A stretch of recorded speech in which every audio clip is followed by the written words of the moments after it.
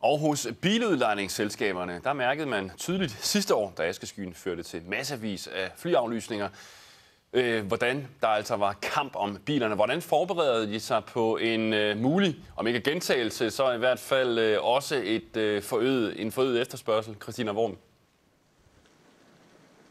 Ja, her ved biludlejningsfirmaerne i Københavns Lufthavne, der sørger de altså for at få godt med firehjulet ind i stallen. Og faktisk så mærker de allerede til askeskyen nu her. Kasper Gedstad, hvordan kan det være?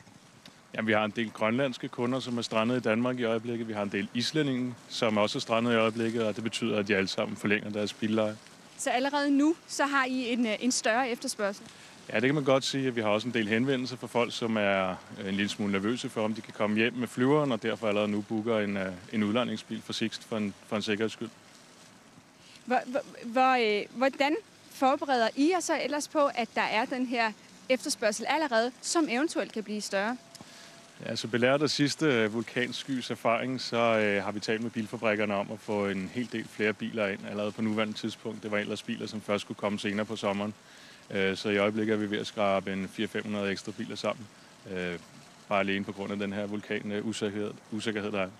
Du har fortalt mig, at du selv husker, hvordan det hele foregik sidste år, da askeskyen var her. Du fortæller, at det var kaotiske tilstande. Hvordan var der det?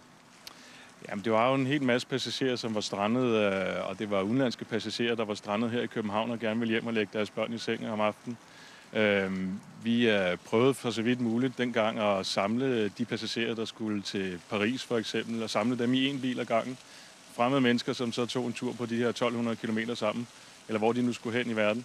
Det er faktisk folk, der stadigvæk taler sammen. Nogle af dem har jeg hørt fra nogle af kunderne, så det kunne også komme lidt godt ud af den her askesky dengang. Hvad var det for nogle kunder, I havde?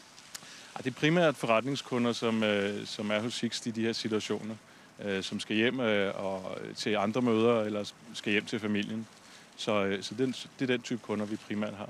Men der var altså også kunder, sådan helt almindelige mennesker, der bare gerne for enhver pris vil hjem til deres børn? Ja, det er klart. Det har ikke rigtig nogen pris eller noget besvær at køre igennem Europa, hvis man skal hjem og putte de små i sengen.